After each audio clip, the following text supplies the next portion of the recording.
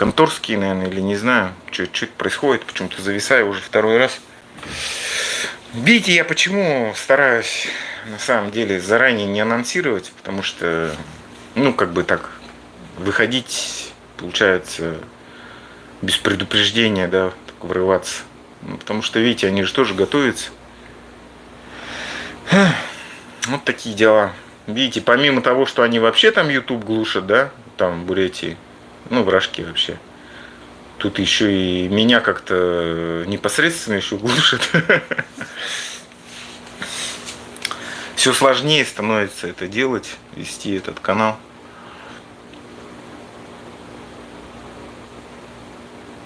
Вот такие дела.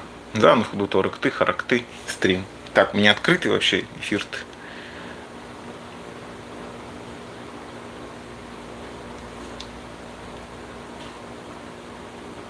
Так, открытый вроде бы эфир. Надеюсь, сейчас не зависну. Да, ну и башекты. Ну идут. Как они это делают, вот я понять не могу. Как можно заглушить стрим?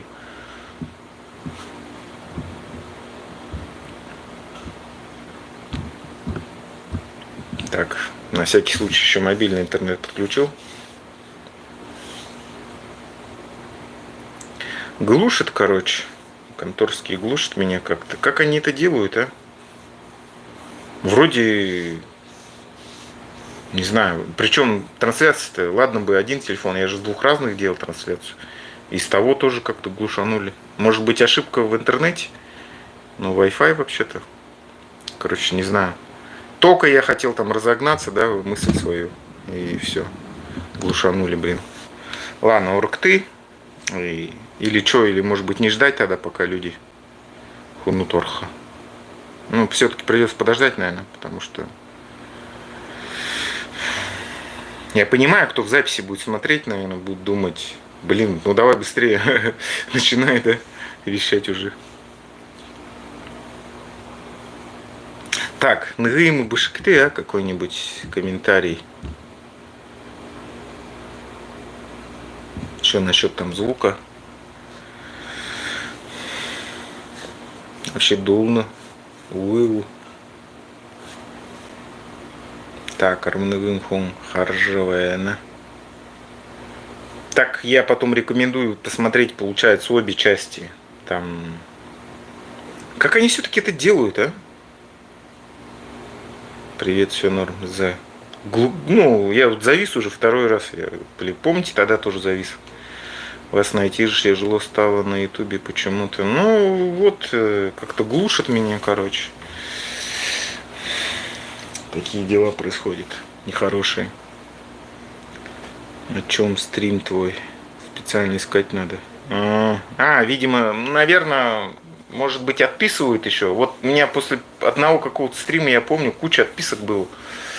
Я не знаю, правда, как они отписывают. Короче, видимо, взялись за меня, что ли.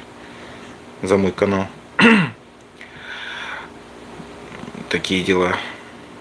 Может, ролики просто тогда выпускать, стримы не делать. Долдена. Ну, посмотрим. Все сложнее, все как-то становится все это делать. Ладно, ну худут, смотрите. Вот я говорю, раньше не обращал внимания на эту русскую общину, но меня очень удивило, когда эта русская община... Голя, собираешься? Да, приеду к приезду Путина, там пойду на площадь бастовать. Сюрприз устрою. В общем, когда эта русская община записали поздравления для Бастрыкина, ну, я, конечно, очень сильно удивился. Я думаю, а как так? Что это такое вообще? Это что, государственная какая-то организация, что ли? Ну и потом, конечно, все пазлы все сошлись, что на самом-то деле это, конечно, сверху поставлена программа, поставлена задача для того, чтобы собрать вот эти вот общину по всем регионам нашим, по всем республикам. Ну и вот давайте вместе подумаем, для чего это вообще нужно, зачем нужна такая именно русская община, не российская община какая-то, где бы были там наравне все народы, да, представлены.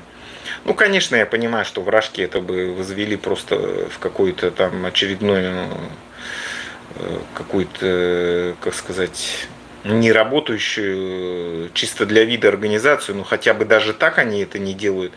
То есть это не какая-то не российская община, где должны представлены быть, наверное, уж все тогда уж народы, да, которые населяют, даже самые немногочисленные. Но тем не менее, ничего такого нету, не видно. Есть только почему-то русская община. Почему нет бурятской общины? Почему нет бурятов, которые ходят по рынкам там или не знаю где и говорят там, вот ты русский оккупант, ты к нам приехал, ты мигрант там какой-то переселенец, где там твои документы? И в этот момент там бурятские бабки там что-то уносят, да, там с прилавка все.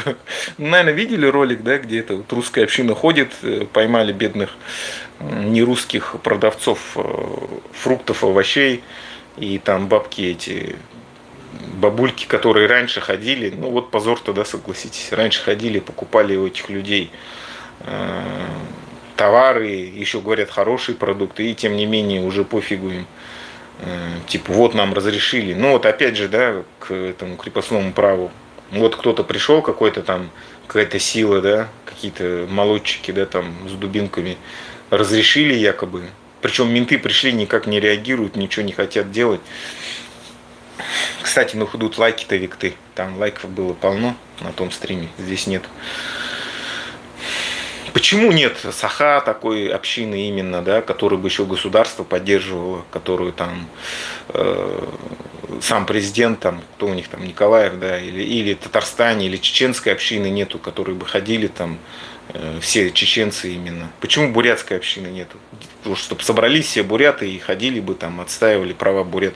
Почему есть только русская община, которая ходит там, и как вообще это понимать, что они там с мигрантами борются? Что они, у них есть какие-то полномочия, что ли? Что они вообще, с какого хера, кто им вообще позволил вот этим вот заниматься? Есть же правоохранительные органы, в их компетенции, и то у них нету никакого там права ходить там мигрантов или еще что-то. Это соответствующие тоже есть там иммиграционные службы, которые разрешение дают и так далее. Ну, конечно, смешно на самом деле разговаривать об этом в тот момент, когда идет такая фашистская война. Но, тем не менее, все-таки простым-то гражданам, хотя бы вот этим ватникам, надо как-то доносить об этом, чтобы они понимали, что вообще, чтобы они не жили как во сне. Ну, к сожалению, многие так будут жить. Ну, хотя бы им доносить. Вот если мы живем в многонациональной якобы стране, то почему есть только русская община? Почему других нет общин? И почему вообще она именно русская община?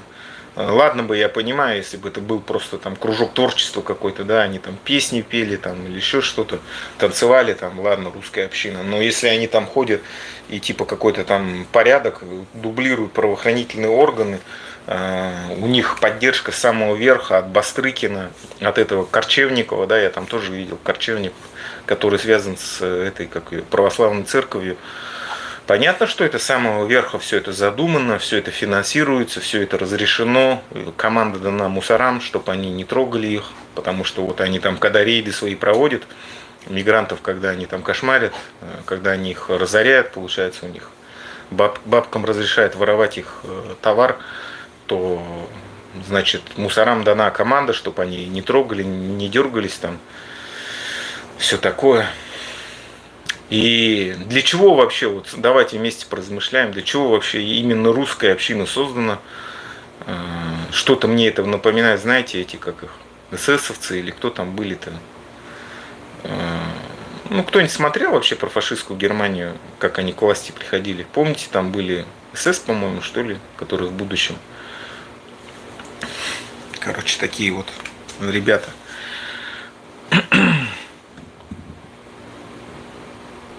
Рашистская община.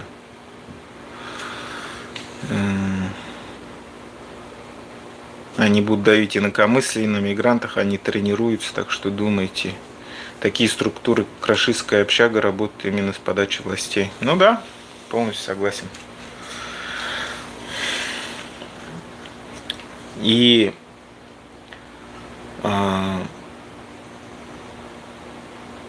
что у нее, какие задачи-то у нее вообще на будущее? Она же не просто так создается. Здесь, видите, смотрите, вот это все структурно идет. В школе вот эти вот уроки о главном, да, ведут, где рассказывают там про войну, переписывают историю всю. Они же приняли решение, что мировую историю они не будут изучать, они будут изучать только русскую историю. Потом вышли из всех международных организаций, соглашений, все, у них есть только вот, и не подчиняются они никаким решениям международных инстанций, только вот они сами по себе живут. Ну тогда я вот не понимаю, почему их из ООН, из ОБСЕ не выгонят. Это тоже вот странная какая-то история вообще. И как они, на каких условиях тогда они ведут торговлю какую-то или еще что-то. Ну, то есть, короче, очень много вопросов на самом деле возникает об отношении мирового сообщества к вот этой вот стране-изгою, которые сами, как сказать, нарушают все международные договоренности, соглашения, и при этом чуть что, да, когда там, допустим, Курскую область освобождают, они там бегут в ООН, там в ОБСЕ, что-то жалуются. Но это очень странно, конечно. Та страна, которая сама заявила, я не буду не подчиняться никаким международным договоренностям, и тут же они сразу бегут жаловаться в международные инстанции, когда что-то там происходит. Но это царство, конечно, абсурда, идиотизма, то, что это происходит. Ну и смотрите, если такие задачи поставлены в образование, да, если по сути сделана цензура, объявлена в стране, да, то есть нельзя говорить что-то про войну, нельзя войну войной называть, нельзя ее тем более критиковать, нельзя высказывать свое мнение, нужно там поддерживать, то понятное дело, что таким образом это общество еще более озверяет, чем оно есть.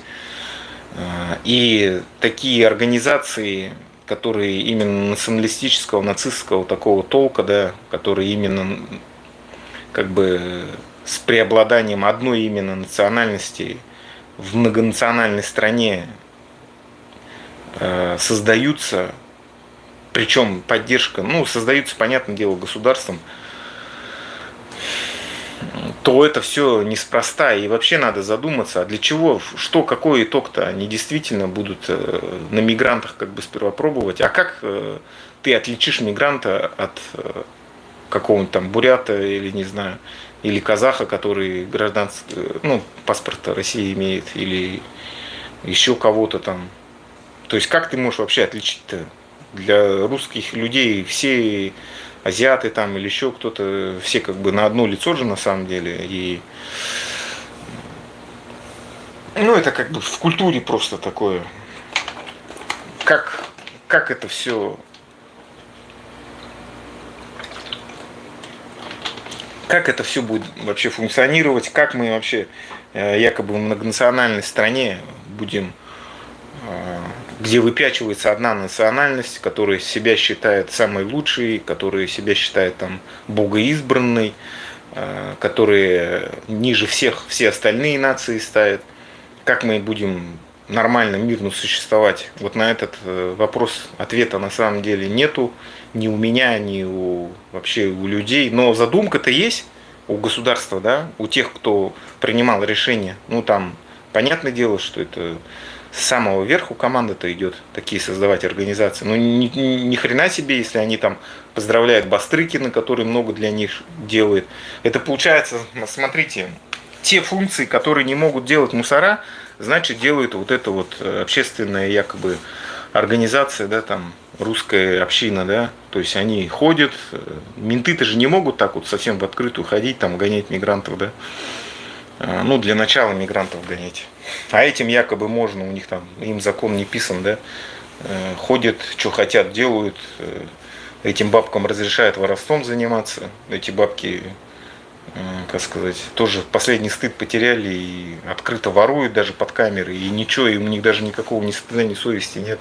Вот нам разрешили. Но опять же, это, понимаете, вот, тоже крепостной же дух какой-то получается. Смотрите, То есть человек сам за себя как бы не отвечает за свои действия. Он живет именно по указке. То есть вот когда есть какое-то наказание, то и когда сказали, вот нельзя воровать, да, в открытую, они это не делают. А когда вот кто-то пришел, какой-то там типа силовик, а-ля какой-то силовик, или еще кто-то сказал, ну все, можно, воруйте. Они бегут и воруют. Ну, то есть, как сказать, своего-то как-то понимания нету, своего, как называется, ума, разума, что ли, что ты у этого человека столько раз покупал, давно его знаешь, продукты у него хорошие, но как только тебе разрешили воровать, все. То есть это, ну я не знаю, никакого своего, получается, осознания, понимания-то нету. Что это такое-то вообще? Никакой ответственности за свои действия, получается, нет. То есть вот есть хозяин и есть, получается, ты, да, который как бы все только по приказу делает. Вот как-то так. Ну, а для чего они вообще нужны-то, все эти русские общины и так далее? Наверное, в том числе для того, чтобы когда начнется процесс вот это, видимо, тоже подстраховка такая, что ли, государства. Когда начнется распад Рашки, видимо, эта организация, русская община, наверное, есть какие-то прописаны у них скрипты, есть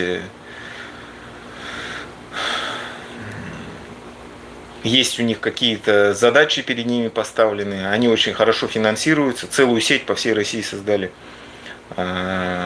Что-то они будут делать, какие-то у них действия. То есть они, видите, финансируются, у них организация, они слаженные, у них задачи поставленные, их с самого верху курируют. Ну, там, понятно, ФСБ их, наверное, курирует, да? Ну, как, наверное, очевидно. Это РПЦ им помогает. Это Корчевников про них там ходит, везде рассказывает. Тоже как он вообще влился в эти все ряды, непонятно. Ну, понятно было, что какой-то стрельнутый чувак, но в последнее время он совсем, конечно, деградировал. Вот такие дела идут. Поэтому, на самом деле, я считаю, что все это очень серьезно и печален тот факт, что у нас, у всех коренных народов нет таких каких-то организаций. Ну вот Башкорт была, да, там в Башкирии. Ну, по-любому еще у других каких-то коренных народов свои организации были. Но их всех разогнали, разбомбили, вот, отомстили им за Куштау. И получается, нет таких собственных организаций, которые бы отстаивали наши интересы. И в трудный момент они могли бы взять на себя ответственность и поднять флаг бурятской, ну и вообще там Саха, ну, поняли, да, любого коренного народа флаг независимости и сказать, все, мы теперь независимые, мы теперь будем отстаивать свои права и так далее. Мы теперь будем жить независимо. Вот очень печально, конечно, когда мы видим, как на наших глазах вот такие вот нацистские, националистические организации создаются, и, к сожалению, реакции у коренных народов никакой нет. И, ну, по крайней мере, мы должны быть предупреждены, понимать, что такие вот организации создаются, ничего хорошего они, конечно, не несут для нас, для коренных народов. Но, с другой стороны, я думаю, бояться не надо. Потому что, смотрите, при кризисе власти все равно, как сказать, они же сильны будут только тогда, когда у них есть... Вот как эти мусора, да, которым, помните, звонил-то этот какой-то пранкер. Он же, получается, им звонит и за самое больное их берет. То, что он говорит, что ваш Путин импотент, он ничего не может, вот Курскую область взяли, я хочу сдаваться, давайте вместе со мной. А их-то чему? Самое главное, это у ментов, у всех вообще силовиков. Это вот подчинение именно Путину. То есть они, ну как, опричнины, получается. Они служат только ему и все, да. Ну, главное, это вообще их бог, как бы они там целуют, наверное, его там портреты, задницу целуют, короче. Ну, не знаю, как у них там все происходит. Но их именно вот так вот, получается, учат этому, да, поклонению, ну, как бы идолу поклонения. Это главное вообще для них, важнее, чем их там дети, жены, вот главное для них там Путин, его свита и так далее. И когда их в самое больное бьют, вот этих вот мусоров, они тоже в неком, ну, получается, если нет уважения к Путину, то и нет уважения и к мусорам, ко всем этим, понятное дело, потому что они проводники как бы его власти, его шестерки, короче, в такие дела. Ну, когда их хозяина, получается, опускает и их самих. И они это тоже понимают, конечно же. И вот в чем хорошо, что когда этот кризис власти будет, несмотря на то, что у них, конечно, там все это прописано, но тем не менее они в связи с тем, что у них не будет главаря, их хозяина, они сами тоже не будут обладать никакой легитимностью и, ну, не смогут, я считаю, они все-таки как-то действовать, ну, по крайней мере, в наших республиках. Если в своих русских республиках они, возможно, смогут какие-то занять там лидирующие позиции, ну, смотря какие у них вообще задачи стоят. То, что специально созданные структуры, это очевидно. Ну вот надо понять, главная какая цель вообще. Ну и понятное дело, что они, раз они назывались русской общиной, раз они вот, получается, вот такой националистическая, нацистская у них идеология, то, конечно, они будут бороться с любым там инакомыслием, с любыми проявлениями, ну, нашей идентичности какой-то. Они будут говорить, вот вы не буряты, вы там максимум россияне, а так вы тоже какие-то плохие русские и так далее. То есть, ну, недостойные русские, что-то такое.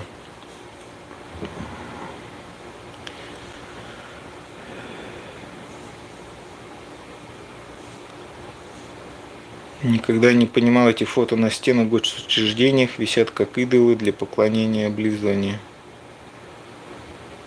Пранкер называется Вольнов или Чернобаев. Ну, возможно, да. Паук, по-моему, что ли, еще его зовут. Конечно, опасно. Раненый зверь, самый опасный. Руссия, зверь раненый и бешеный. Ему понятно, что жизни уже нет, но все равно не хочет умирать. Это опасный момент. Ну да. Общины разгонять, как и диаспоры. Задачи у них именно для подавления национальных движений. Ну да. А мигрантов кошмарят для показухи и запугивания. Так. Да начнется распад. Если русские кричат, что Россия для русских, это в рамках закона. А если бурят будет кричать, что Бурятия для бурят, это национализм, тогда в чем проблема? Уезжайте в свою Русь и кричите что угодно. Хотят, чтобы дети учились максимум 3 класса, умели писать, читать, остальные будут работать и много другого. Смешно будет, если бурятов, которые защищают русских, такая община поймает и побьет. Ну да, это, знаете, такие случаи-то как бы не единичные, когда вот... Я не говорю, конечно, что этих защитников как-то критиковать, но был такой момент, что одну зоозащитницу, такую ярую, тут там собаки покусали или еще что-то такое получилось. Ну, я вот не знаю, ну какой адекватный бурят или другой, не знаю, калмык или саха будет вступаться за такую, ну, яро к националистическую организацию. Ну, как бы это же, согласитесь, очень странно.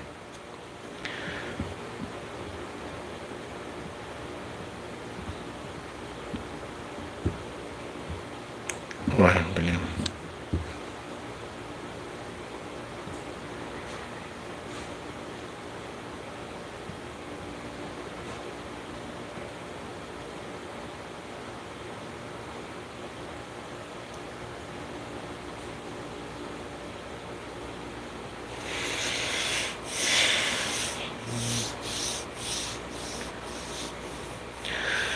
В общем, что я думаю? Ничего хорошего, конечно, от этой русской общины нет. Но главное их как бы сила-то в том, что они же самостоятельно не смогут действовать. Их сила только в том, что у них есть хозяин, и как, ну и хозяин, и символ как бы их тоже, их силы, символ, можно сказать, такой, ну это легитимностью сложно назвать, признак того, что они могут подавлять других, потому что за ними вот есть некая сила в виде их хозяина, который, который имеет право, ну, устроить геноцид, террор. Ну, потому что все же, давайте вот честно будем говорить, все держится только на силе вражки, на насилии, на праве этих органов карать всех, кто не согласен с режимом, ну, особенно, конечно, наши коренные народы. Потому что только мы захотим каких-то себе прав, своих прав на своей земле, то сразу же начинаются посадки, во-первых, если люди в стране, да, как этого Фаиля Алсынова, и вообще весь этот башкорт, ну и как и наших бурятских каких-то деятелей, ну и вообще в любой республике возьмите, сразу же начинается преследование, посадки. Если человек за границей, то его там объявляют инагентом или еще кем-то. Хотя люди просто высказываются свои, за свой народ, за свои права и так далее. То есть об этом говорить строго-настрого запрещено. Это все противозаконно, потому что, ну давайте честно будем, мы живем в националистической, нацистской стране, фашистской, в которой вот только, ну знаете же, да, один бог, один царь, одна страна. Точно такие же сейчас проповедуется, такая же проповедуется идеология и у нынешнего этого фашистского режима. Один царь, одна вера, один народ. Но сами подумайте, как у нас, у бурят, там, у саха, которые мы вообще не один народ, мы, во-первых, вера у нас не одна, ну и страна у нас тоже не одна. Нам такие уставы, да, как бы они вот совершенно не подходят. Ну, понятно, что это опасно, чем чревато. Если режим будет сохраняться, то этническими чистками, какими-то, не знаю. Вот я сегодня, кстати, опубликовал эту картинку, да, где там дедушку бурята увозят куда-то, ну, собственно говоря, либо в тюрьму, либо на расстрел. И эту тему, конечно, надо, к сожалению, она очень забытая тема, про репрессии, про геноцид бурят, ну и вообще коренных народов, про Голодомор в том числе. Это все надо в будущем освещать, рассказывать об этом. Это не должно быть ни в коем случае забыто. Это обязательно нужно освещать, рассказывать об этом, как это все было, какие притеснения приносились, про геноцид и так далее. Потому что страна, люди, народ, в том числе и наш народ бурятский, да, и вообще все коренные народы, которые не рефлексируют, которые не зная своей истории, они обречены на повтор этой истории. То есть, если мы не хотим, чтобы сейчас в отношениях, ну, уже происходит на самом-то деле этнические чистки, то есть, людей выгребают из наших республик и отправляют на войну. Это что, не геноцид, что ли? Устраивают для нас, хотя мы на своей земле живем, нищее существование, наши ресурсы вывозятся, мы сами как ресурс стали. Это что, не проявление геноцида по отношению к нашим народам, ко всем? И еще как издевательство, вот эти вот всякие какие-то русские общины там устраивают. Какого хера русские общины вообще существуют на наших коренных землях? Ну ладно, вы у себя там в Москве, может быть, хотите, да, вот это вот нацистские всякие организации скрывать. Открывайте, да, там. Ну хотя, конечно, по вашим же законам это нельзя делать. Но тем не менее это делается. Но на наших-то землях это вообще никак невозможно. И вот сегодня комментарии писали о том, что там какая-то чиновница возглавляет Бурятию. Ну, я сильно не вдавался, но я вполне допускаю, что так оно и есть. Такие дела.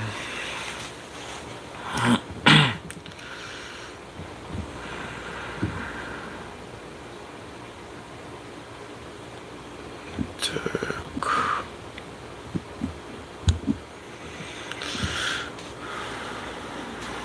Так.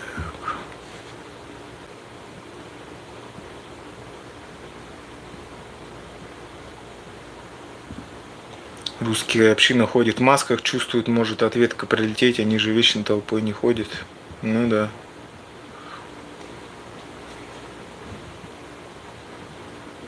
Исхудал Баир на лицо. Ну да, как-то похудел.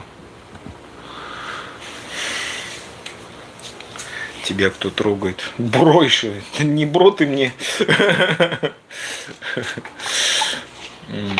Ну как, кто? Мой народ трогает.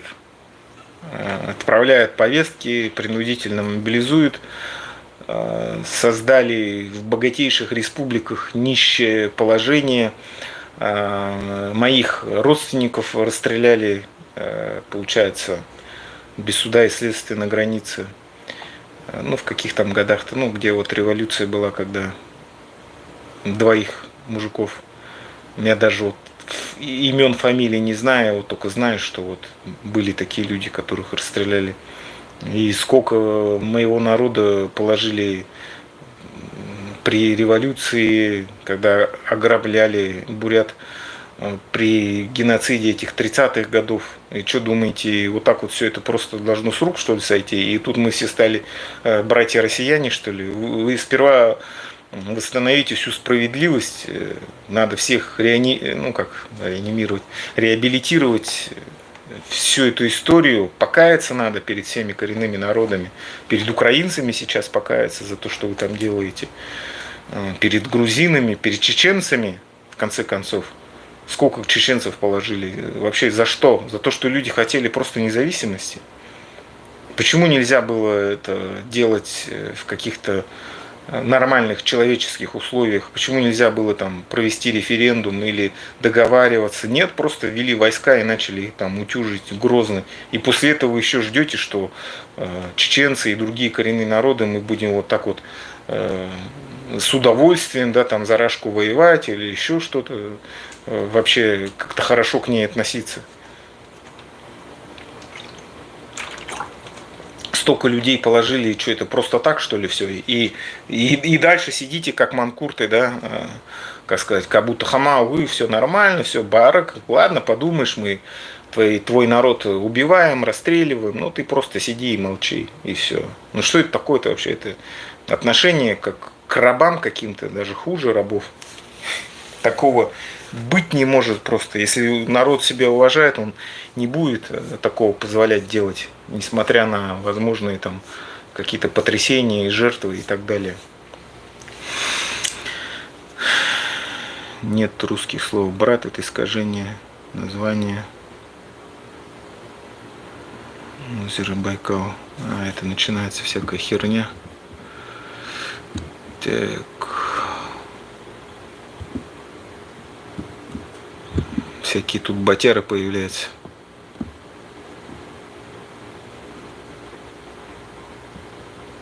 Надо всем воевать за Россию, говорит. Надо всем воевать за развал России.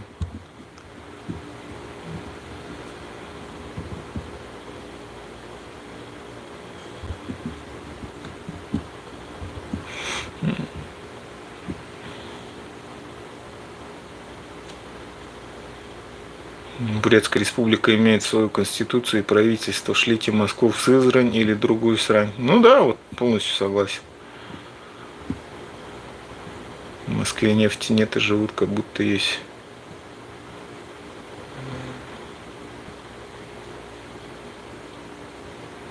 С теми, кто людей принимает за ресурсы, никаких мирным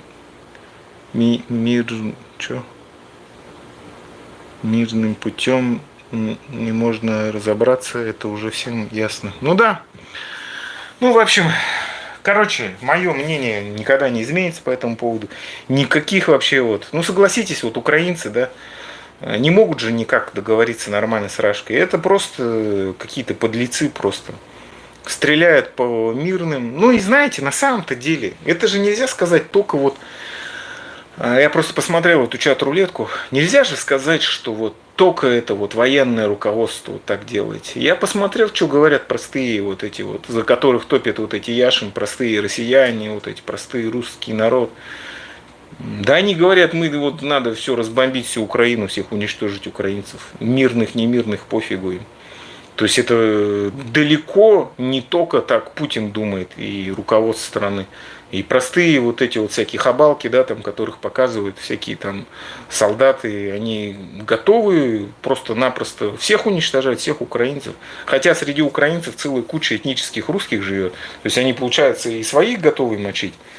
Понимаете, им разницы нету. Это очень жестокий народ на самом-то деле. Поэтому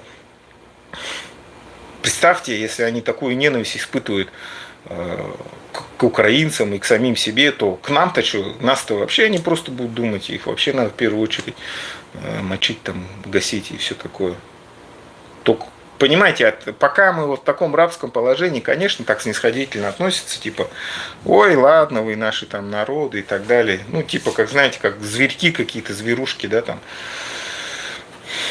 А когда ты заговоришь, а ребята, вообще-то у нас это наша земля, как бы мы тут хотим по-своему жить, и вы как бы нам как бы нахер не нужны, так что давайте сматывайте удочки, короче, идите к себе, там отношение, поверьте, совершенно другое будет. И от не только вот от правительства и вот этих вот простых россиян, за которых там топит и тупит, да, этот Яшин, всякие Карамурза, там, все это чушь полная вообще. Эти вот, послушайте вот эту чат-рулетку, там что они хотят-то, они хотят уничтожать так же. Так что нечего здесь как-то оправдывать вот этих вот простых русских, простых россиян.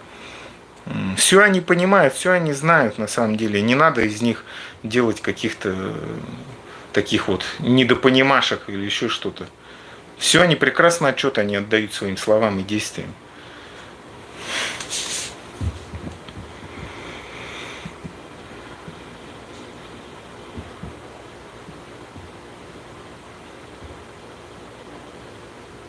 Самый лучший вариант, надо возглавлять делегацию представителей, но независимость иметь опору с Южной Кореей, Японией, США. Бурят, у вас есть свой язык, обучаются дети, родной язык. Ну, с этим очень все плохо, на самом деле. На самом-то деле, все условия созданы для того, чтобы наши языки исчезали, ассимилировались.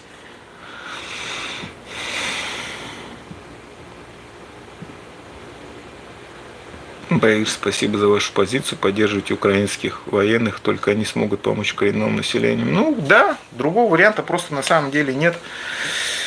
И я прихожу к мысли, что нашим всем, кто за границей, надо, конечно, донатить на ВСУ, потому что действительно, ну или кто там может идти за Украину выдавать. Конечно, хорошо было бы, если бы у нас был национальный батальон полностью бурятский в составе там ВСУ, какие-то задачи там выполнял.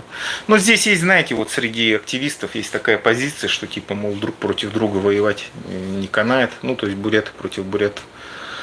Это вот какая-то дилемма такая.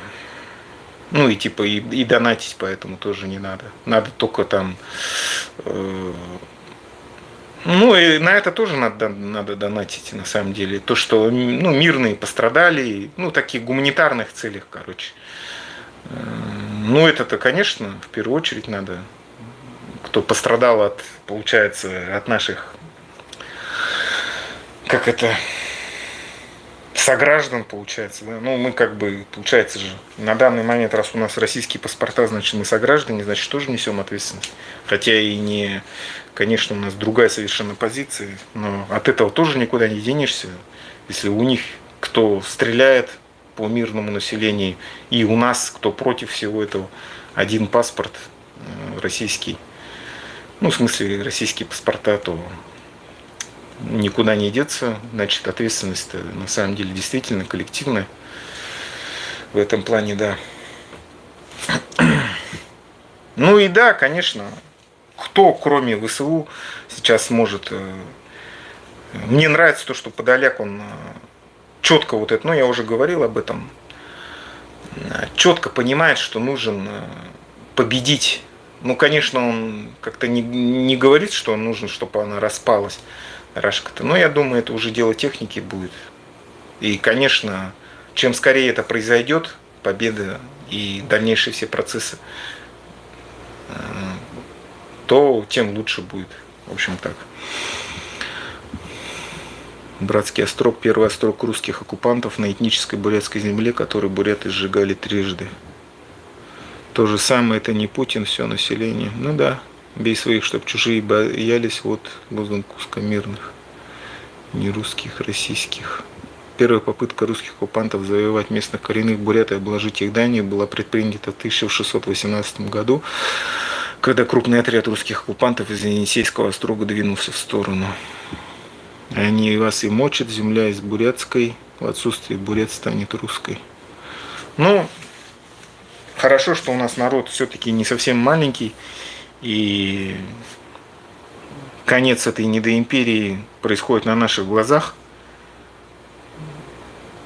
Ну, все идет к тому. Если Запад, конечно, не решит как-то остановить Украину, не даст им дело до конца довести, и финансово не будет помогать Рашке, то ну все, ей конец придет. Все на самом деле, ну многое, наверное,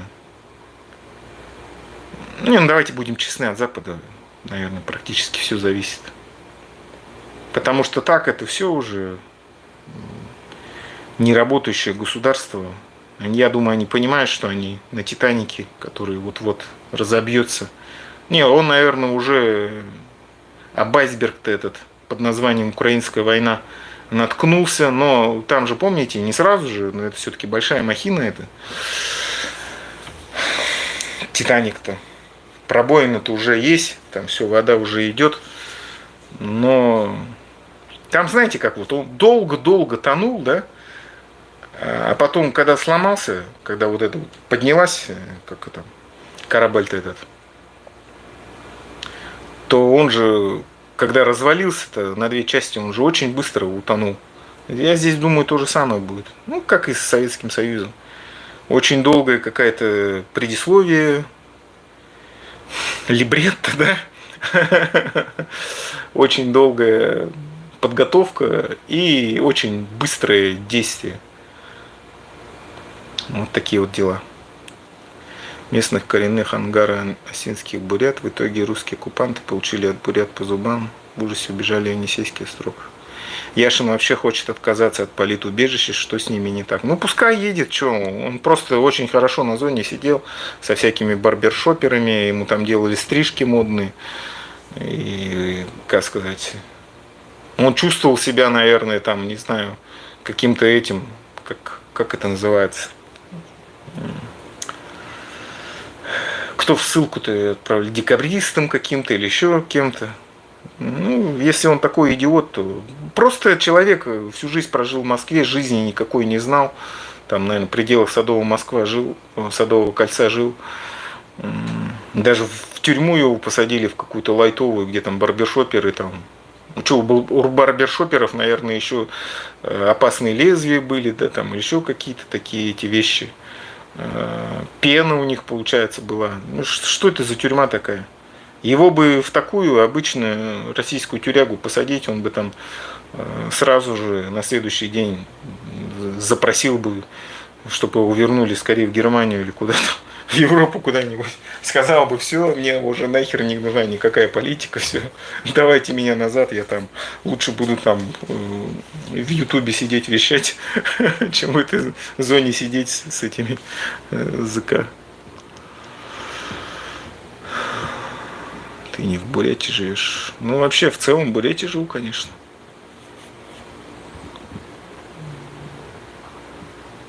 Путин в Монголию едет. Ну, предыдущий стрим. Смотрю вас с юга Украины. Слава Украине. Алга, Казахстан. Русские, давайте лапти надели и голову на московские болота.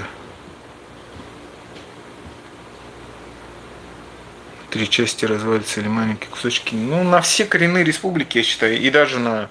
Ну вот уже Курская область практически, как ее... Первая, получается, вышла из состава России. Часть, по крайней мере. Вот они. Я говорю, там надо референдум проводить уже на самом деле. И все, и Курскую демократическую республику, КДР, объявлять свой флаг там и так далее, свои войска, своего там бургомистра.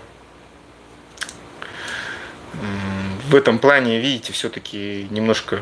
Я понимаю, что это украинские земли на самом деле исконные. Там украинцы живут по сути-то. Но по сути, по правилам нужно все-таки, их же освободили, вот эти земли, от фашистского русского режима. Они должны объявить о своей независимости, ну и потом уже решать на самом деле, хотят ли они вступить в Украину там, или хотят жить как-то по-своему и так далее. А так, да, надо, по сути, там референдум проводить. Героям слава. ЦРУ голову ломает, Китай не спит. Ну, так, блин, это у меня тот телефон. Просто зайдите к Липсицу, почитайте там. Все там уже с Китаем торговля заканчивается на самом деле. Там с юанями проблема. Сейчас они же сейчас хотят переходить на криптовалюту, типа криптовалютой будут платить. Ну, на самом деле там тоже не особо хороший вариант. Я думаю, все, короче. Вот 25-й год, вот уже посмотрим, как там россиянцы запоют, как россияне как запоют, когда начнется там у них веселые времена, они уже начинаются. Ну, имеется в виду в плане экономики. Ну, на самом деле, такие тупни, конечно, ё-моё, вот это вот смотришь чат-рулетку-то, что там говорят, я не знаю, ну насколько все-таки люди, как это сказать-то,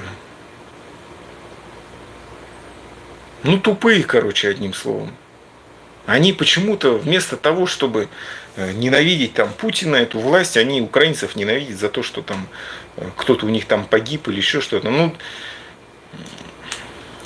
это вот как, знаете, если бы немцы, да, не своего Гитлера ненавидели, а вот русских ненавидели за то, что, ну, советских имеется в виду, советских людей, которые их убивают. Ну, а что ты ко мне на мою землю пришел, тебя там убили, да, и что, за что ты на меня-то обижаешься? Не надо было ко мне приходить сюда, оккупировать землю, убивать моих этих земляков, сограждан. Это же понятное дело. Нет, они почему-то вот сами пришли их убивать и удивляются потом. А почему это вы нас убиваете, да, тут? Не знаю, что с логикой вообще у людей. Никакого ни ума, ни понятия.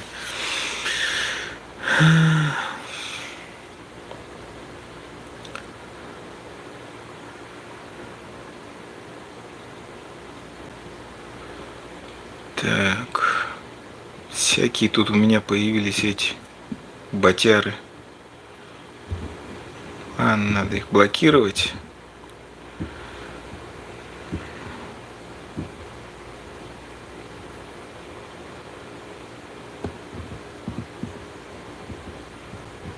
Ты должен сначала ВСУ помочь воевать с ними за идею, потом вещать тут. Ну, так я в информационном фронте работаю. Что там про индейцев, что-то там. Вы почему все время про индейцев вспоминаете? Или еще что-то?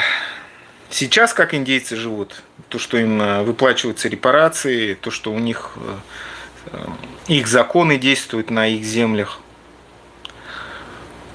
А где у нас, какие наши законы действуют на наших республиках? Платят ли нам репарации? Главное, признано ли, что геноцид был со стороны Русской империи по отношению ко всем коренным народам, и к бурятам в частности? Есть ли это признание? Конечно, нету. И наоборот, внушается, что вот якобы якобы добровольное присоединение там к Рашке. Хотя, конечно, ослу понятно, что никакого добровольного присоединения не было ни одной республики. Вон, спросите там у поляков, да, допустим, там, или вообще у всей этой стран Балтии. Было ли добровольное присоединение, они вам популярно все объяснят. Или у Казахстана спросите. Конечно, ни один нормальный, адекватный человек не скажет, что какое-то добровольное присоединение. Где вообще такое бывает, да? Вот жил народ сам по себе в своей стране и вдруг решил присоединиться почему-то. Ну, конечно, нет.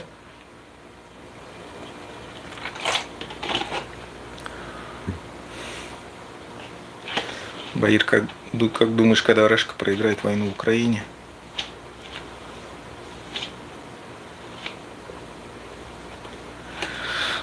Ну,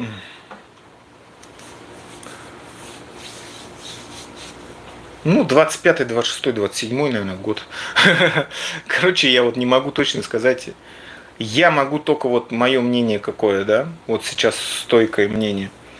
Когда Запад разрешит бить по территории Рашки, не так, как сейчас, а прямо массированно, да, и когда дадут еще полностью все вооружение, ну все тогда конец придет просто. Они часто бомбят, они уже там Подмосковье, да, что, Капотню взорвали там, в Твери что-то там взорвали, какой-то там тоже.